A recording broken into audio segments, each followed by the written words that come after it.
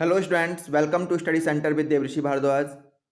Today's math question for you is if both x minus 2 and x minus 1 upon 2 are factors of px square plus 5x plus r so that p is equal to r। देखो क्या question में given है और क्या हमें find करना है।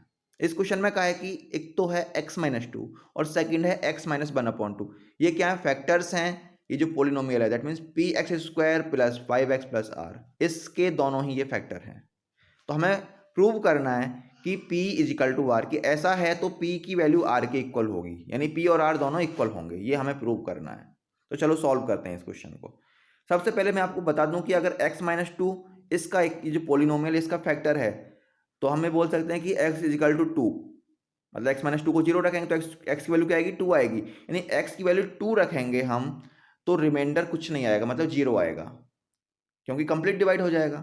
एक तो ये ऐसे ही सेकंड वाला भी इसका फैक्टर है तो x की वैल्यू क्या हो जाएगी, यहाँ से इक्वल में जाएगा माइनस वन अपॉइंट टू, तो वन अपॉइंट टू एक्स की वैल्यू क्या हो जाएगी, वन अपॉइंट टू। तो अगर हम x की जगह वन अपॉइंट टू रखते हैं तो भी रिमाइंडर जीरो आएगा। दैट मीन्स हम x की जगह वन अपॉइंट टू रखेंगे तो इक्वल जीरो रखना पड़ेगा, ठीक है ना, क्योंकि जब हम ऐसे वैल्यू रखते हैं तो उससे रिमाइंडर आता है, तो रिमाइंडर तो जीरो आएगा क्योंकि फैक्टर है। ठीक है, ये दोनों ही फैक्टर हैं तो जब हम वैल्यू पुट करेंगे तो रिमाइंडर तो जीरो आएगा, तो हम इक्वल टू जीरो रख देंगे दोनों ही केसेस में। ठीक है, और फिर देखते हैं क्या होता है आगे। तो चलो, हमारे पास ये फर्स्ट ये पोलिनोमियल दे ही रखा है। इसमें हमें कौन कौन से फैक्टर है, एक तो एक्स माइनस टू फैक्टर है। एक्स माइनस टू फैक्टर है तो क्या हो जाएगा, एक्स इजिकल टू टू हो जाएगा। तो एक्स की जगह हमें क्या रख देना है, टू रख देना है। ठीक है ना, मतलब इसको बोल सकते हैं कि पी एक्स यानी पी टू। तो यहाँ पे एक्स की जगह टू रख देना है।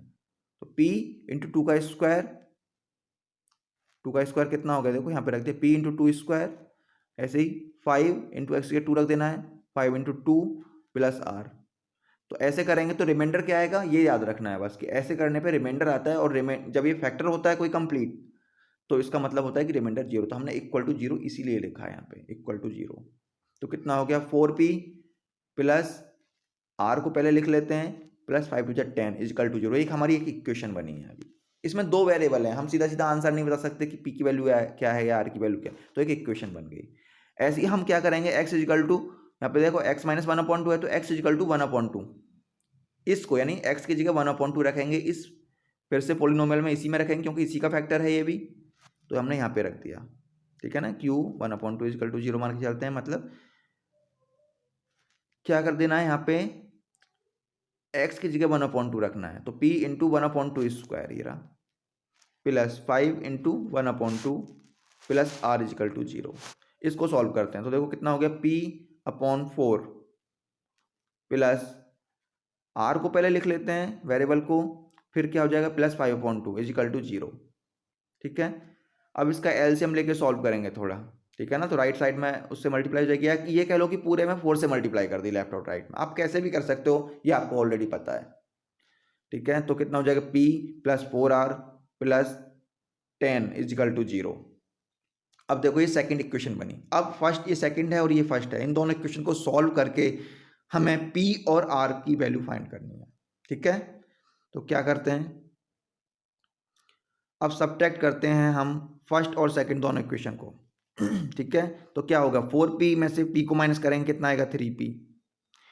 r में से 4r माइनस होगा तो माइनस 3r, और 10 में से 10 माइनस होगा तो जीरो, और इक्वल इक्वल तो जीरो है ही।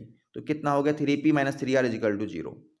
ठीक है, सॉल्व करेंगे तो क्या आ जाएगा, देखो 3 से कैंसिल हो जाएगा पूरा इक्वेशन, और p minus r equal to zero, तो p इजिकल टू आर आ जाएगा। तो प्रूव हो गया कि हाँ p और r इक्वल है। ठीक है, आप अब यहाँ पे इक्वेशन आपको देखो, इक्वेशन बनाने तक की बात है, उसके बाद तो आप कैसे भी सॉल्व कर सकते हो दोनों इक्वेशन को।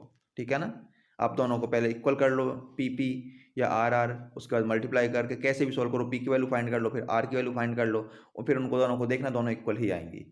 ठीक है, तो आप कैसे भी सॉल्व करो, आपके ऊपर डिपेंड करता है। ठीक है, बट हाँ, आई होप आपका कॉन्सेप्ट क्लियर हो गया होगा कि क्या क्वेश्चन में कहा था, हमको क्या करना था। ठीक है, तो वीडियो अच्छी लगी हो तो don't forget to like, share and subscribe, and thanks for watching.